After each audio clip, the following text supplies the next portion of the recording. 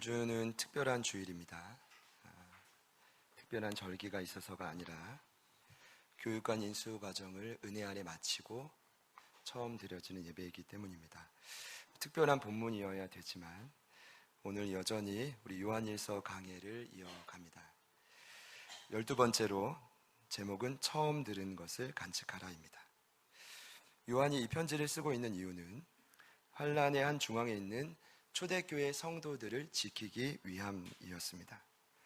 사실 요한도 당시 황제였던 도미티안의 핍박을 받고 있었지만 본인도 힘이 들었지만 영적인 나비였기에 끝까지 공동체를 지키려고 노력합니다. 당시 교회는 외부의 핍박도 있었지만 사실 영지주의를 비롯한 강력한 이단 사상, 적 그리스도와 유사한 수많은 유혹에 직면하고 있었습니다. 요한은 이 모든 난관을 뚫기 위해 아버지와 그의 아들 예수 그리스도와 더불어 누리는 사귐을 선포했습니다. 여러분, 이유는 그렇습니다. 사실 요한이 먼저 그 사귐을 통해 난관을 극복한 경험이 있기 때문입니다. 예수님을 보고 듣고 만지는 그 사귐이 요한의 인생을 송두리째 변화시키는 것을 그가 먼저 경험했기 때문입니다. 몇 가지 근거를 말씀드릴게요. 원래 요한은 야고보 형제였죠. 세베대의 아들로서 부유한 자였습니다. 마가복음 1장을 보면 그가 예수님을 따를 때 그물만 버려둔 게 아니라 아버지 세베대와 배와 품꾼을 버려뒀다. 여러분, 이 말은 어떤 뜻입니까? 당시에 그의 아버지 세베대는 거부였습니다. 대다수가 거지였던 2000년 전에 배를 소유하고 품꾼을 소유했다는 것은 엄청난 부자였습니다. 그러니 요한은 예수님을 처음 교제했던 그 시간에 뭘 포기했어요? 금수저인 인생을 포기했습니다. 엄청난 것이죠. 그러다가 예수님을 따라가다가 지속적인 교제 안에 그는 성품이 바뀌었습니다. 일전에 말씀드린 적이 있지만 그는 원래 예수님이 오죽했으면 그에게 천둥의 자식이라고 했겠습니까? 우레의 아들. 그러니까 성격이 얼마나 급하고 목소리가 크면 예수님도 긴장시켰겠습니까? 그러니까 예수님이 보다 못해 이 우레의 아들이라고 했는데 나중에는 그는 예수님께 사랑하시는 제자, 할렐루야, 그런 표현으로 그가 바뀌어집니다. 그 이유도 뭐예요? 예수님과의 사귐 때문입니다. 결국 그는 마지막에 영적인 나비가 되어 로마의 핍박에도 불구하고 끝까지 교회를 지켜냅니다. 더 나아가 하나님의 계시를 대언하는 사랑의 사도로 거듭났는데 요한은 아는 거예요. 자신의 삶이 이렇게 순차적으로 변화될 수 있었던 힘은 나에게 있지 않고 예수님을 보고 듣고 만지는 그분과의 사귐에 있었다라는 것입니다. 그것이 코이노니아입니다. 그것이 기독교가 말하는 진짜 교제입니다. 여러분의 삶에 그 교제가 회복되면 반드시 생명은 회복될 것입니다. 그리고 여러분 개인과 공동체가 그 속해 있는 모든 죽어가는 요소들은 다시 한번 살아나게 될 것입니다. 요한은 이 사귐의 현장을 요한 1서에서 무엇이라고 소개하냐면 빛 가운데 거하는 삶이라고 소개합니다. 그리고 그는 영적인 아비로서 공동체를 구성하는 세 부류에게, 세 부류는 뭐죠? 아이들, 청년들, 아비들에게 각자가 처한 영적인 단계에서 빛 가운데 거할 수 있는 원리를 가르쳐 줍니다. 대단합니다. 그리고 지난주에는 이제는 단계에 상관없이 모든 부류가 함께 명심해야 될 빛 가운데 거하는 원리를 가르쳐 주셨는데 그 원리가 무엇이었습니까? 세상을 사랑하지 말라. 같이 한번 따라 합시다. 세상을 사랑하지 말라. 여러분, 왜죠? 세상은 사실 그 조직과 원리는 이미 사탄이 지배하고 있습니다. 그러니 그 세상에서 오는 육신의 정욕, 안목의 정욕, 이생의 자랑으로 가득 찬 세상의 원리를 사랑하지 말고 하나님만 사랑하라. 하나님만 사랑한다라는 뜻은 지난 17절에 명확히 기록되어 있습니다. 하나님만 사랑하는 분은 반드시 하나님의 뜻대로 행하게 되어 있습니다. 그러니까 신앙생활이 어렵지 않아요. 뜻대로 행하는 건 어렵지만 명확해요, 그 길이. 왜냐하면 보이지 않는 하나님을 사랑한다면 반드시 그분 말씀대로 살고 싶은 욕망이 그렇죠. 충동도 그렇죠. 그런 생각이 들 수밖에 없습니다. 여러분 안에 그런 은혜가 있기를 축복합니다. 그런 자들에게 영원한 생명이 누려지고 그 생명이 그를 통해 흘러간다. 지난주 말씀 핵심이었습니다. 우리 같이 한번 지난주 암송구절 2장 17절 같이 하겠습니다. 자, 이 세상도 시작.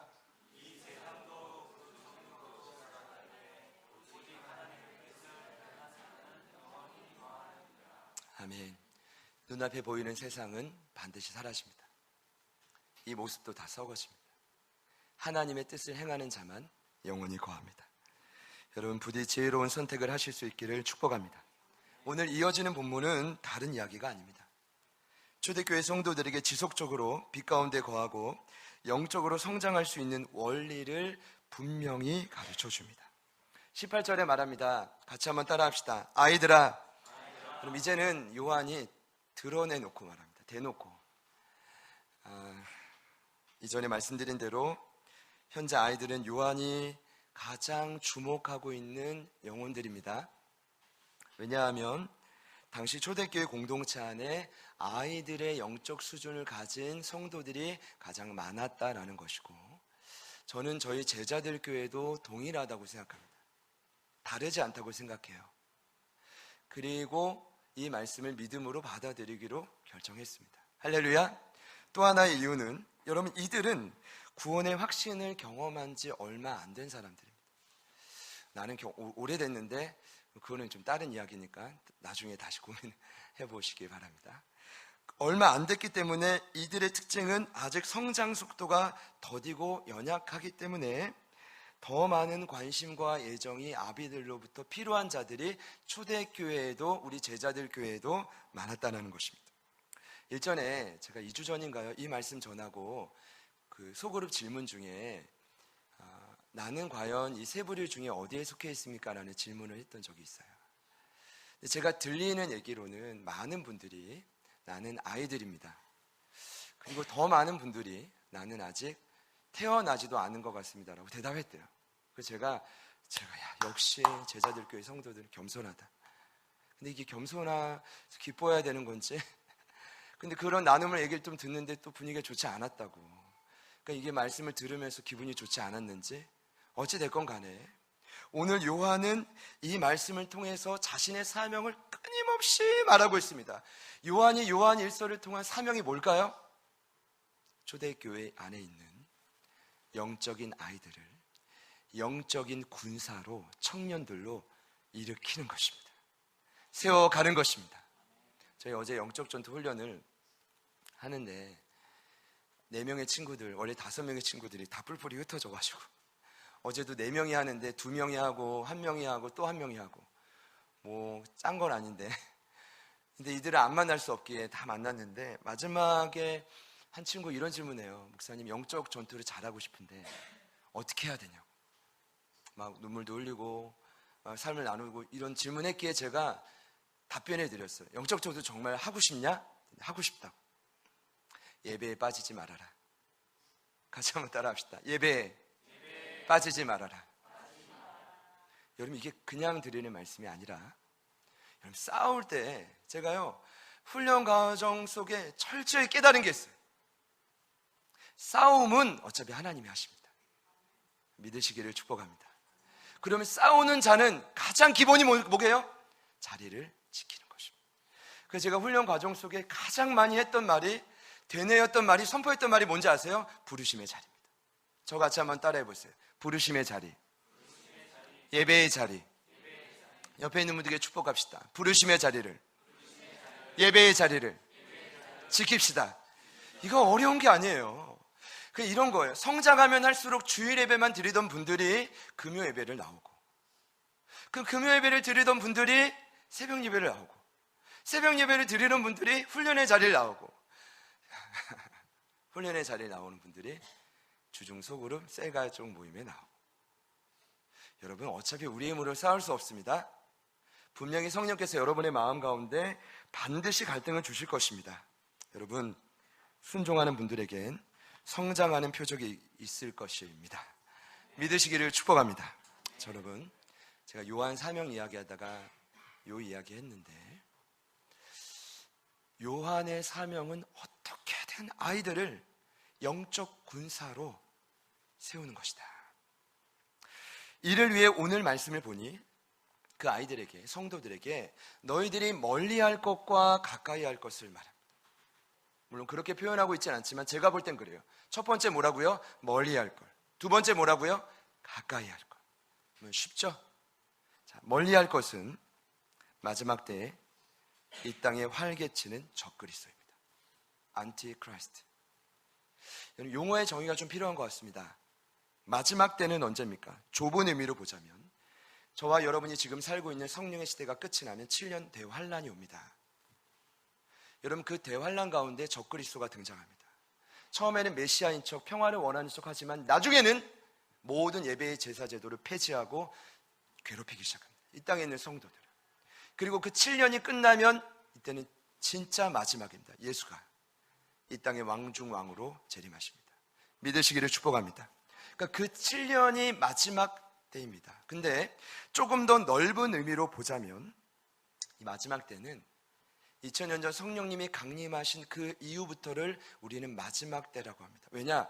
성부 시대, 성자 시대, 2000년 전에 성령이 오신 그 시대. 왜냐? 성령 시대가 이제 곧 끝나면 예수가 오시기 때문에 7년이 끝나고.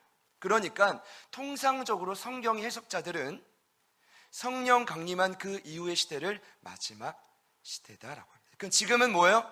말세고. 2000년 전에도 뭐예요? 말세고. 이미 말세를 우리는 살아가고 있습니다. 같이 한번 따라해 보시죠. 나는 이미 마지막 때를 살고 있습니다. 자, 이때 주의할 건 한 가지인데 적그리스도. 여러분, 적그리스도를 소개합니다. 그는 세상 마지막 때 나타나서 정치, 군사, 경제적으로 세상을 통치할 사탄의 세력.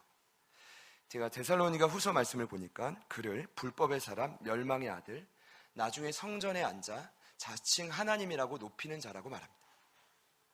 그리고 다니엘서 예언을 보면 그는 훗날 유대인들을 미혹하는데 자신을 메시아라고 속이고 평화조약을 맺고 그 다음에 결국 성전과 제사의 제도를 무너뜨리고 우상 숭배를 강요하다가 죽이기까지 하죠.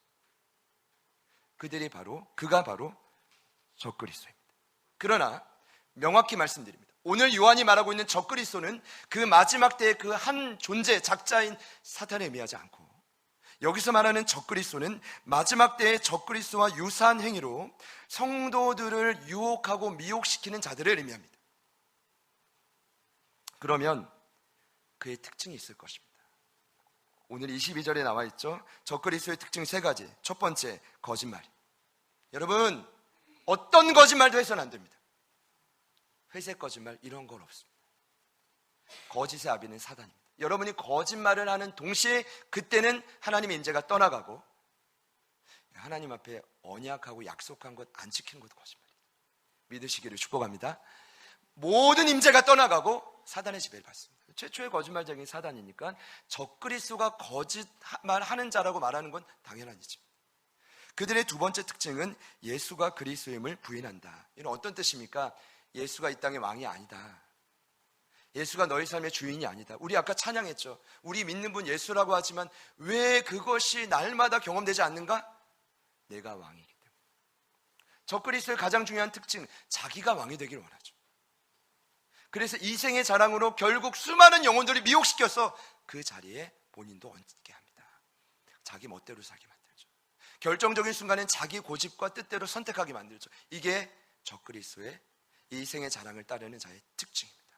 세 번째, 결국 그들은 예수님뿐 아니라 아들 예수를 보낸 하나님의 존재를 부정합니다. 그러니까 그 가슴에 따뜻함이 없어요.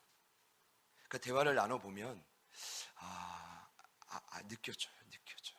하나님의 인자가 없기 때문이죠. 3가지 말했습니다. 거짓, 예수 그리스도인 부인, 하나님 존재를 부인. 그러니까 2000년 전에 이들이 도처에 많았고 이들이 요한이 가르쳤던 초대교회를 뒤엎었다는 거예요. 흔들었다는 거예요. 그리고 그들이 떠나갔다는 겁니다. 이제 대표적인 예를 들자면 신천지, 구원파. 제가 이틀 전에도 또 그 버스를 봤는데 와, 버스에 대문짝만하게 박옥수 씨 사진. 그리고 그 아래는 이런 제목이 있습니다. 죄사함의 비밀. 여러분, 죄사함의 비밀 사도 요한이 아는 이 기독교의 진리인데 그 기독교의 가장 중요한 진리 박옥숙 씨가 가르쳤습니다. 거기 운동장에 수많은 사람 인파가 모인다는 거예요. 이해가 안 되죠? 그 적그리스도의 힘입니다. 2번이나 봤어요. 요르데리 앞에서. 예를 든다면 여호와의 증인, 우리 아파트 길가에 나가면 이쁜 모자를 쓰신 우리 나이 많으신 어르신들이 아직도 전도제를 돌립니다. 대단하십니다. 할 일이 없어서 그래요? 아니요. 그분이 믿는 도에 미쳐서 그래요. 말세를 말하는 예언자들, 마리성도들, 뭐 끝도 없습니다. 그러나 여러분, 더 무서운 건 적그리스도와 유사한 행위를 하고 있는 자들이 공동체 안에 얼마든지 있을 수 있다는 것입니다. 거짓, 밥 먹듯 거짓, 예수가 왕임을 인정하지 않고 하나님의 존재를 부정하는 그 자들, 그들이 얼마든지 이 시간 멀리 해야 될 존재일 수 있다는, 여러분 안에 그런 존재들이 멀어지기를 축복합니다. 자, 그러면 멀어지는 동시에 가까이 하는 존재는 무엇을 말하냐 하면 19절에 소개하는 우리라는 정체성. 같이 한번 따라 합시다. 우리. 여러분 19절을 자세히 보면 요한이 기가 막혀요. 적그리스도들은 그들이라고 말하고 이미 기존의 성도들은, 아이들은 우리라고 말합니다. 자, 19절입니다. 그들이 우리에게서 나갔다. 만일 우리에게 속했다면 우리와 함께 했겠지만 결국 그들이 나간 것은 우리에게 속하지 않은 것을 스스로 나타낸 것이다. 이게 원문 뜻입니다. 여러분, 반복적으로 말하는 그들이 누굽니까? 적그리스도. 나갈 수밖에 없죠. 그럼 반대로 계속 말합니다. 이 19절 한 절에 우리라는 단어가 무려 5번이 나옵니다. 어떤 의미일까요? 그냥 우리 한 겁니까? 아니면 뭔가 이 안에 담겨진 비밀이 있는 것일까요? 제가 묵상해 봤더니 후자입니다. 우리라는 정체성을 깨닫게 하기 위함입니다. 잊어버린 거예요. 여러분, 이미 구원받은 우리라는 정체성의 특징은 무엇일까요? 적그리스도의 정체성이 3가지였던 것처럼 우리라는 정체성도 제가 볼 때는 3가지. 첫 번째, 20절에 나오죠? 같이 한번 따라 합시다. 기름 부음. 여러분, 저희들은 이미 기름 부음을 받았습니다. 어떤 뜻이냐? 구약의 기준으로 보자면 기름 붓는 것은 하나님의 도구가 될 사람들에게만 기름 부어 구별합니다. 그러나 신약 시대는 구원받은 모든 자들 안에 성령이 인치시죠. 그리고 떠나지 않습니다. 그리고 그 성령은 지속적으로 우리 안에서 역사하기를 원한다. 그것이 바로 기존의 성도들의 가장 중요한 적그리스도와 다른 특징, 기름 부음. 여러분, 이거 특별한 거 아닙니다. 자, 같이 따라 합시다. 나도 기름 부음 받았다. 할렐루야. 네. 여기까지만 하고 끝내도 될 것 같아요. 너무 기쁜데. 자, 2번째 특징이 있습니다. 기름 부음 받았기 때문에 나오는 2번째 특징, 21절. 내가 너희에게 쓰는 것은 너희가 진리를 알지 못하기 때문이 아니라 뭐래요? 알기 때문이요. 죄송합니다. 요한한테 제가 뭐래요라고 한 게 아니라 뭐라고 한 거죠? 너희가 진리를 모르는 게 아니라 알고 있다. 2번째 특징, 진리를 아는 자들. 이미 여러분들은 무엇이 완전한 길인지 알고 계십니다. 왜냐하면 성령께서 함께 하시며 가르쳐 주시기 때문입니다. 요한복음 14장 17절을 보면 우리 안에 기름 부은 존재인 성령은 진리의 영이라고 말합니다. 그리고 그 진리의 영은 요한복음 16장을 보면 성령이 오시면 그가 너희를 모든 진리 가운데로 인도하시니니 그가 스스로 말하지 않고 오직 들은 것을 말하며 장래일을 너희에게 알려주신다. 여러분, 저희들은 그 기름 부음 안에 얼마든지 예언할 수 있습니다. 공동체를 위해 얼마든지 방언할 수 있습니다. 그것이 해석이 되고 그것이 공동체를 세우며 수많은 영혼들을 복음 위에 굳건히 세울 수가 있습니다. 믿으시기를 축복합니다. 근데 문제는 뭐냐 하면 진리를 아는데 자꾸 저희들은 이것을 무시하고 이생의 자랑에 사로잡혀 내 뜻과 고집대로 선택한다는 것입니다. 여러분, 다시 한번 축복합니다. 여러분들은 진리를 아는 자들입니다. 옆에 있는 분들께 축복합시다. 당신은 진리를 아는 자였습니다. 여러분, 어떤 의도죠? 진리를 모르는 어디 적그리스도인 줄 알았는데 알고 봤더니 기름 부음 받은 자였어요. 이런 것입니다. 할렐루야. 네, 인정해 주시기를 바랍니다. 할렐루야. 네. 한 가지 특징이 더 있는데 결국 그들은 아들을 시인하고 아버지 안에 거한다. 제가 고민했어요. 아들 예수를 시인하는 게 뭘까? 그 당시로 건너가자면 적그리스도는 아들을 부인했어요. 무엇을 부인했을까요? 하나님이 이 땅에 인간의 몸을 입고 오셔서 십자가에 죽으신 걸 부인했습니다. 그리고 그분이 십자가에 죽으시고 3일 만에 죽음의 권세를 깨뜨리시고 생명의 주로 첫 열매로 사신 것을 부인했습니다. 결국 아들을 시인한다는 말은 예수께서 인간의 몸으로 십자가에 죽으셨다는 사실이고, 또 한 가지는 그분이 죽으셨지만 죽음의 권세를 깨뜨리시고 사망의 권세를 깨뜨리시고 생명의 주로 부활하셨다는 사실입니다. 이것이 기독교의 핵심입니다. 죽으심과 부활. 여러분, 이것을 부인하는 자들이 2000년 전의 영지주의자들, 이것을 시인하는 자들이 아이들과 성도들. 여러분 안에 이것을 시인할 때 아버지로부터 놀라운 은혜가 흘러올 것입니다. 여러분의 어떠한 죄목도 십자가의 피로 해결받습니다. 그리고 어떠한 사망이 오서도 부활의 능력으로 살아납니다. 그럼 이것을 믿음으로 계속해서 선포하십시오. 왜냐하면 이것이 구원받은 자의 정체성이기 때문이죠. 제가 요한 진짜 대단하다, 멀리 할 것, 가까이 할 것. 근데 문제는 뭐냐 하면 성도들도 대단한 게 2000년 전에 이렇게 가르쳐 줘도요 변화되지 않아요. 여러분과 저를 생각하시면 돼요. 여러분 외친다고 변합니까? 아니에요. 그러니까 성경을 보니까 항상 실천하고 적용할 수 있는 원리를 한 가지씩 가르쳐 줍니다. 오늘도 마찬가지예요. 그럼 제가 이번 주에도 고민이 많았어요. 사실 말씀을 지금 매주 강의를 하지만 고민도 더 깊어져요. 이렇게 몸부림치시고 노력을 하시는데 왜 이렇게 잘 안 될까? 나도 왜 잘 안 될까? 세상을 사랑하고 싶지 않은데 왜 여전히 타협하고 끌려갈까? 마음이. 이러한 모습들이 오늘 말씀 들어보니까 마지막 때의 적그리스도의 모습인데, 특징을 이미 아는데 왜 나는 자꾸만 그 태도를 방관할까? 나는 기름 부음 받은 영광스러운 하나님의 자녀인 걸 까먹었다가 오늘 알았지만, 왜 나는 세상에서 성령의 인도하심을 자꾸 무시하고 갈등할까? 왜 그럴까? 저는 그래서 오늘 이 본문에 이런 결론이 있다고 생각합니다. 여러분, 세상을 사랑하지 않고요, 적그리스도를 멀리하고요, 성도의 정체성을 온전히 지킬 수 있는 매우 중요한 영적인 원리를 오늘 요한이 가르쳐주고 있습니다. 24절 말씀에 나와 있는데요, 우리 마지막으로 우리 힘찬 목소리로 같이 한번 읽겠습니다. 시작.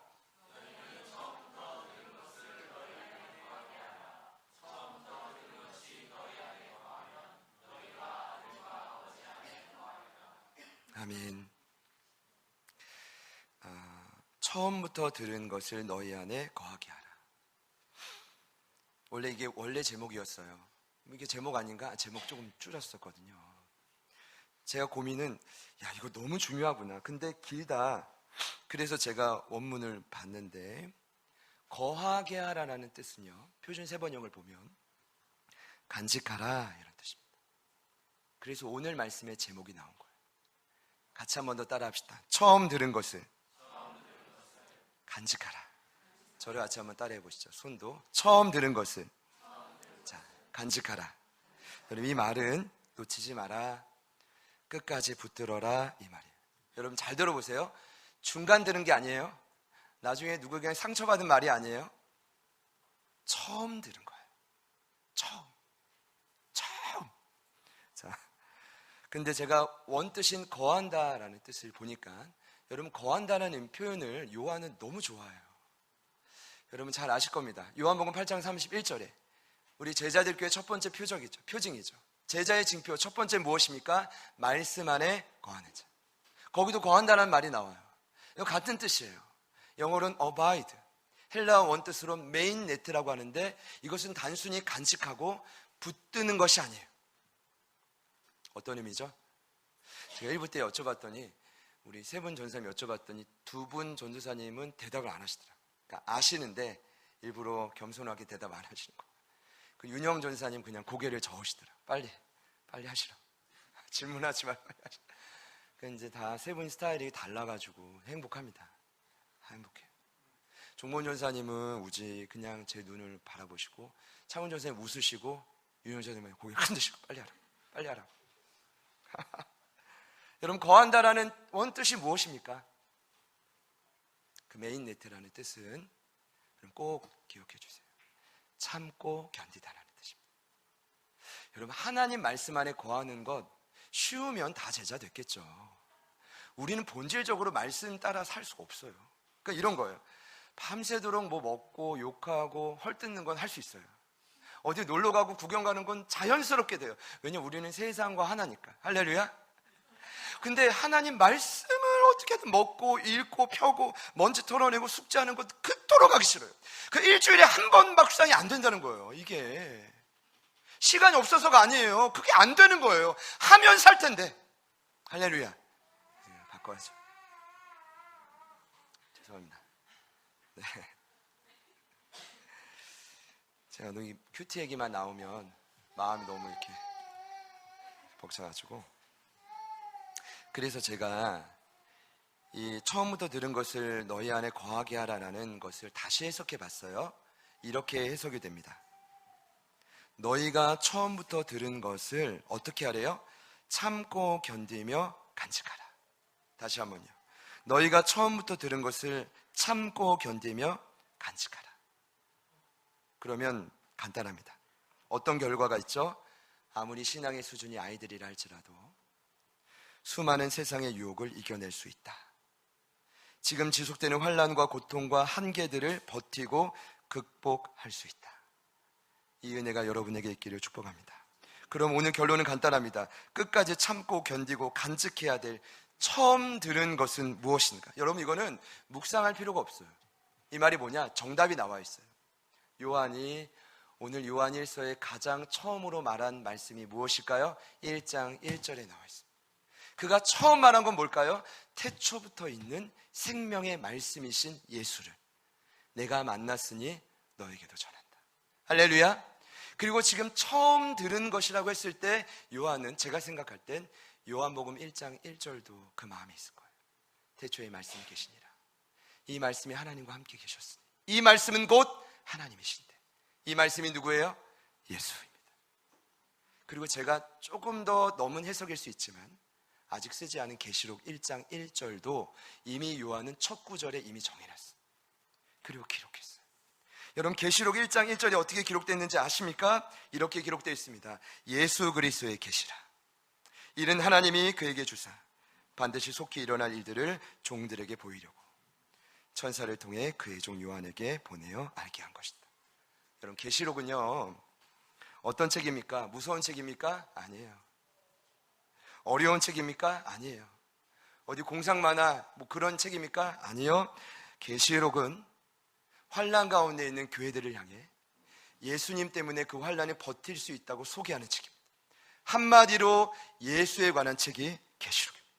그럼 여러분, 요한복음이든 요한 1, 2, 3서든 요한 계시록이든 요한이 가장 먼저 말하고 있는 처음 것은 무엇입니까? 생명의 말씀이신 예수, 그분의 영광으로 피값으로 구원하신 그 모든 사역의 증거를 의미합니다. 자, 사랑하는 여러분, 처음 들으셨던 그 예수님을 환난 속에서도 붙들고 계십니까? 그분의 말씀을 여전히 간직하고 계신가요? 어제 청년부 예배를 드릴 때 제가 너무 위로가 됐어요. 늘 위로가 되면 더 좋겠지만 늘 또 힘이 돼요. 함께하는 청년들 뵈면. 어제는 특별히 찬양과 섬김과 그리고 막 주중에 또 계속 공사한다고 이제 함께 섬겼잖아요. 근데 또 바쁜 와중에도 말씀을 또 준비하셔서 전사님이 전하시는데, 어제 레위기 24장 어떤 내용이었냐면 성소 안에 두 성물, 첫 번째는 등잔대, 두 번째는 진설되는 12개의 떡. 근데 어제 전사님이 명확히 말씀해 주시더라고요. 그 등잔대에 꺼지지 않는 촛불, 매번 새로워지는 그 떡, 누구를 대표합니까? 참 빛이고 생명의 떡이신 예수. 그 하나님의 명령은 뭐냐? 제사장들이 향한 명령은 뭐냐? 어떤 일이 있어도 성소에 그 불이 꺼져서는 안 된다. 어떤 일이 있어도 일주일에 한 번은 그 12개의 떡을 새롭게 갈아라. 곰팡이 안 폈어도 제사장 먹이고 새로운 거 갖다 놔. 왜냐? 예수님은 날마다 새로우시기 때문에. 안 믿기십니까? 그분은 여전히 우리의 심장에서 불타고 저와 여러분을 지키시고 있기 때문에. 그 역할이 제사장의 역할이고, 그 성수 안에 그 찬빛과 떡이 계속해서 영향을 미칠 때 이스라엘 공동체는 그 예수 때문에 살았다는 것입니다. 근데 마지막에 그 종범 전도사님이, 제가 이름 안 하려고 했는데 갑자기 그러시는 거예요. 제가 성령이 강력히 주신 감동인데, 제가 목사님과 9년을 함께 했고, 그러고 보니까 제가 논산을 떠난 시기를 같이 했더라고요. 쭉 제가 논산 떠나 여기까지 10년인데 그 1년 빼고 9년을 같이 했어요. 참 대단한 분이십니다. 아직까지 저를 버리지 않고 계속 계신 거 보여요. 그리고 교회 개척되고 4년을 넘게 했는데 깨달은 게 있대요. 제가 막 무슨 말 할까? 내 좋은 얘기 할까? 아니면 뭐 나쁜 얘기 할까? 이렇게 고민하는데, 뭐라고 하냐면, 결국 예수님을 만나지 못한 영혼들은 공동체를 떠났다는 거예요. 근데 제가 이야기를 듣는데, 여러분 오해 없이 들으세요. 너무 찔린 거예요, 제가. 왜냐하면 저희 공동체 안에도 영혼들이 자주 떠나는 건 아니에요. 근데 때론 떠나고 방황하는 영혼들이 있죠. 근데 거기에서 그 책임에서 제가 자유롭지 못하거든요. 사실 그 책임이 차곡차곡 마음에 쌓이는 것 같아요. 어떻게 풀어야 될지 모르겠어요. 가슴이 찢어지고 아파요. 지금 내 전곡을 찌르나? 약간 그런 생각을 했고, 두 번째는, 아니 교회를 떠나는 이유가 꼭 예수님 못 만나면 떠나나? 아니 사람이 싫어서 떠날 수도 있고, 목회자 싫어서 그럴 수도 있고, 말씀이 싫어서 그럴 수도 있고, 또 아니 제가 너무 막 소리치니까 떠날 수도 있고, 다양한 건데 꼭 그 이유만 있나? 제 안에 뭐라 그래야 돼요? 완고한 고집이 마음에 올라오는 거예요. 제가 성도들의 마음을 토요일 날은 좀 이해가 돼요. 듣다가 그게 맞나? 그게 진짜야? 그거 아닌데? 여러분, 그런데 갑자기 눈물이 나기 시작했어요. 가슴이 뜨거워졌고, 제 안에 성령님께서 주시는 음성, 경환아, 그 선포가 맞다. 그 선포가 맞다. 제 안에 질문이 두 가지였습니다. 그러면 과연 나는 그 예수님을 매일의 삶에서 참고 견디며 붙들고 있는가? 두 번째, 과연 나는 제자들 교회 안에 말씀을 대언하는 한 교육자 중 한 사람으로서 예수님을 성도들에게 인생의 가장 위대하고 능력 있는 구조로 전하고 있는가? 즉각적인 대답이 어려웠습니다. 그때 고민하는 중에 이미 찬양이 흘러오기 시작했고, 함께 기도가 시작됐고, 성령님께서 제 연약하고 부족한 마음을 요동치기 시작했어요. 사실은 지난 한 주가 왜 이리 힘들었는지 몰라요. 교육관도 잘 인수가 됐고 날마다 기쁠 줄 알았는데 왜 이리 순간순간 마음에 요동이 치는지, 사단의 영적인 공격이라는 걸 알면서도 자꾸 마음을 나쁜 쪽으로 드리고 싶은 충동이 오는 거예요. 너도 그렇게 한번 해도 돼. 있었으니까 그냥 한번 질러. 막 이런 거. 사랑하는 제자들 교회 가족 여러분, 세상을 살아가며 다른 것들을 붙들지 맙시다. 처음 들었던 생명의 말씀이신 그 예수님, 그 예수님만을 끝까지 참고 견디며 간직하시는 여러분 되시기를 축복합니다. 오늘 성경의 결론은 그러할 때 놀라운 축복이 있다. 25절에 뭐라고 하죠? 그 예수님을 끝까지 참고 견디며 간직하는 자들에겐 아버지가 약속하신 영원한 생명을 다시금 누리고, 곧 그들은 강한 영적 군사로 성장한다. 아직 제가 잘 몰라요. 부족해요.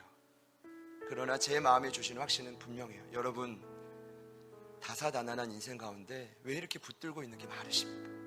여러분, 저는 이제 제가 뭐 자존심이 상해서가 아니라 그냥 요즘엔 너무 많은 매체 영상들이 많죠. 근데 여러분, 설교 영상도 너무 많이 듣지 마세요. 차라리 여러분 매일매일 큐티하시고 그냥 주시는 이 한 주간의 음성, 저희도 영상을 올리지만 그냥 그 말씀을 붙들고 매일매일 어떻게 하면 예수님을 닮아갈까 몸부림쳐 보세요. 저는 그것만으로도 하루하루의 삶이 충분하다고 생각해요. 예수님 한 분이면 충분하지 않습니까? 그분 안에 참 자유가 있지 않습니까? 참 행복이 있지 않습니까?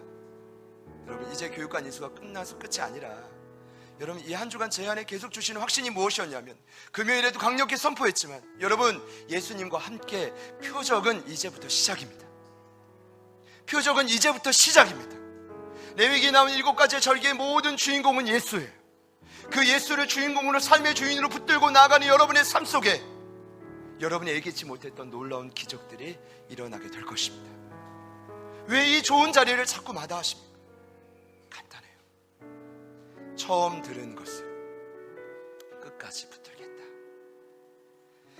여러분, 다른 수많은 잡다한 세상의 소리와 생각들을 다 내려놓고 오늘 이 시간만큼, 한 주만큼 처음 들은 예수님께 집중합시다. 우리 같이 찬양하고요, 말씀을 기억하며 기도하기 원합니다.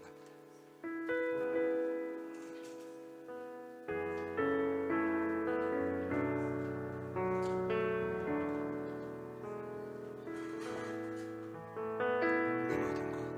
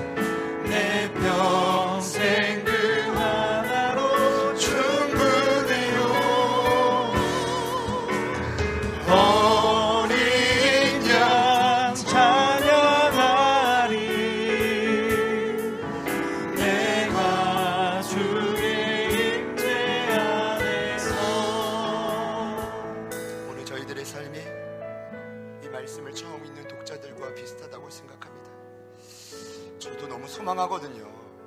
제 삶에도 좀 표적이 있었으면 좋겠고, 그리고 여러분 개개인의 삶에도 좀 편안하게 하나님의 도우신 기적이 보였으면 좋겠는데, 이것이 자꾸 연장이 되고 멀어지고 되지 않는 것처럼 느껴질 때마다 얼마나 마음이 무너지는지 모릅니다. 그래서 떠나나, 그래서 흔들리나 여러 가지 생각이 들죠. 다시 한번 오늘 이 말씀을 통해 확신하는 것은, 그럼에도 불구하고 처음 들은 것을 붙들어야 된다. 그럼에도 불구하고 생명 되신 예수님을 붙들어야 된다. 중간 과정, 지금 현재 그 잘못된 모든 세상의 음성과 소리들 다 집어치고 처음 들은 것을 붙들어야 된다. 다시 한번 이 찬양 고백할 때 우리 예수님께 당신 한 분이면 충분합니다. 그 안에 잠자유와 행복을 회복시켜 주십시오. 간구하는 마음으로 한 번 더 찬양합시다. 내 모든 것 나의 생명까지 다 주님 앞에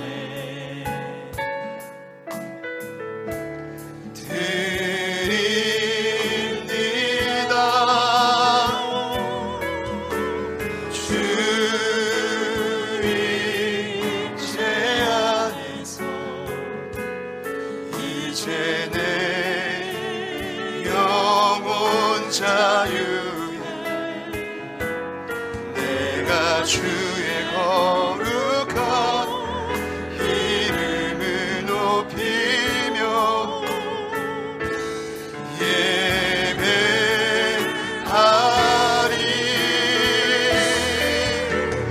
어린 양 찬양하리.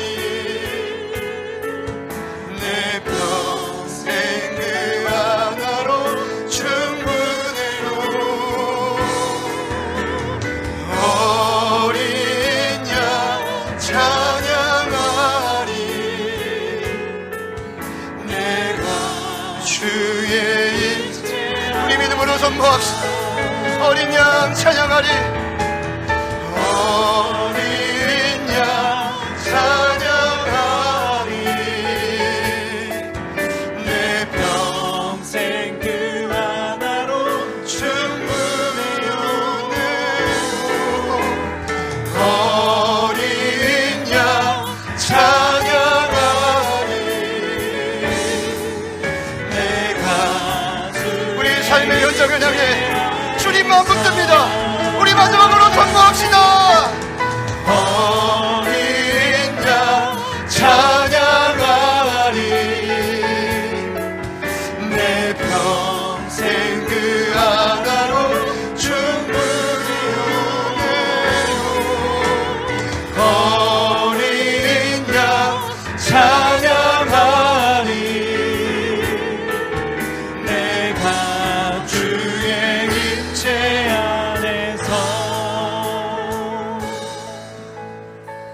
죄송합니다.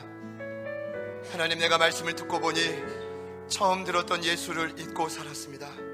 그러나 이제 그 예수님을 성령의 기름 부음 아래 내 삶의 왕으로 인정하겠습니다. 그리고 끝까지 참고 견디며 예수 따라 좁은 길을 가겠습니다. 영적 군사로 세워지겠습니다. 나를 통해 또 다른 자가 살아나는 것을 다시 보고 싶습니다. 결단하는 분이 있다면 두 손을 가슴에 모아주시겠습니다. 그리고 이 시간 또 모으지 못하신 우리 모두 함께 한 마음으로 주님 부르신 후에 주님 처음 들은 것을 끝까지 참고 견디고 간직하는 우리가 되게 하여 주십시오. 제자들 교회 안에 놀라운 표적의 역사가 물결처럼 일어날지어다. 우리 다같이 주님 이름 부르시고 기도합니다. 주여,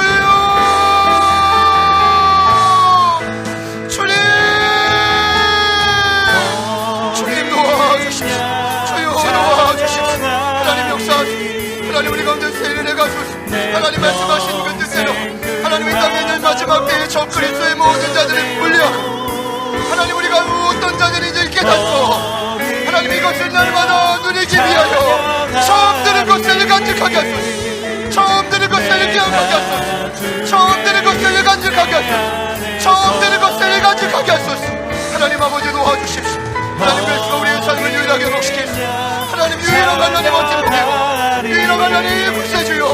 유일한 하나님 능력자요. 우리의 삶을 능력이 변화시키는 하나님의 불린 줄 믿사오니 선녀님 도우소서. 선녀님 도우소서. 아버지 도우소서. 아버지 일하소서. 선녀님을 찬양하오니 선녀님을 찬양하오니 하나님 도우소서. 아버지 도우소서. 아버지 일하소서. 아버지 하나님 아버지 하나님 아버지 하나님 아버지 하나님 도우셔서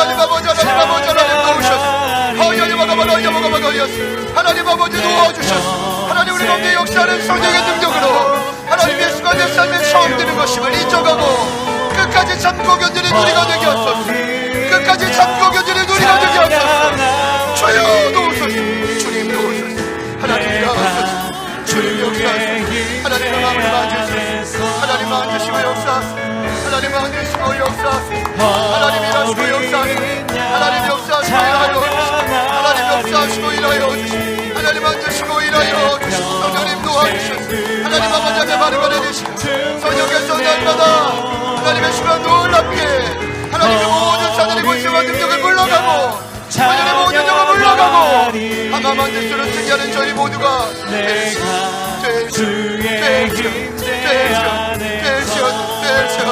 하나님 그렇게 되시옵소서. 하나님 그렇게 되시옵소서. 하나님 그렇게 되시옵소서. 주님 도와주시옵소서. 주여 도우소서. 주여 도우소서. 아버지 도우소서. 주님 도우소서. 아버지 도우소서. 성령님 도우소서. 아버지 도우소서. 아버지 도우소서. 주님 도우소서. 아버지 도우소서. 주님 도우소서. 아버지 도우소서. 내가 주의 임재 안에서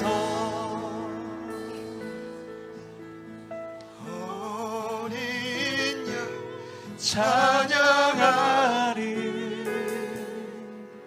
내 평생 그 하나로 충분해요. 어린 양 찬양하리. 내가 주의 임재 안에서 우리 안에 기름 부음이 꺼지지 않는 줄 믿습니다. 다시 한번 이곳에 있는 하나님의 자녀들을 소생케 하시고 삶의 큰 짐과 그 지속되는 환난과 한계 앞에 결코 무너지지 않는 힘을 위로부터 내려 주십시오. 두 손을 가슴에 모은 자, 특별히 다시 한번 처음 들은 것을 기억하기로 결단하는 모든 심령마다 하나님의 크신 표적으로 함께하여 주시옵소서. 이제까지 우리 공동체를 괴롭혔다, 미혹했다, 이 마지막 때의 적그리스도의 모든 악한 영들 예수 이름의 능력으로 명할 때 모두 다 묶임받고 떠나갈지어다. 떠나갈지어다. 우리 모든 삶의 조선으로부터 모든 무력한 악한 영은 떠나갈지어다. 주님, 우리가 하나님의 자녀, 구원받은 우리임을 날마다 기억하게 하시고 처음 들은 것을 붙들고 이 한 주 위대한 승리를 경험케 하여 주십시오. 예수님의 이름을 찬양합니다. 예수님의 이름으로 간절히 축복하며 기도드립니다. 아멘.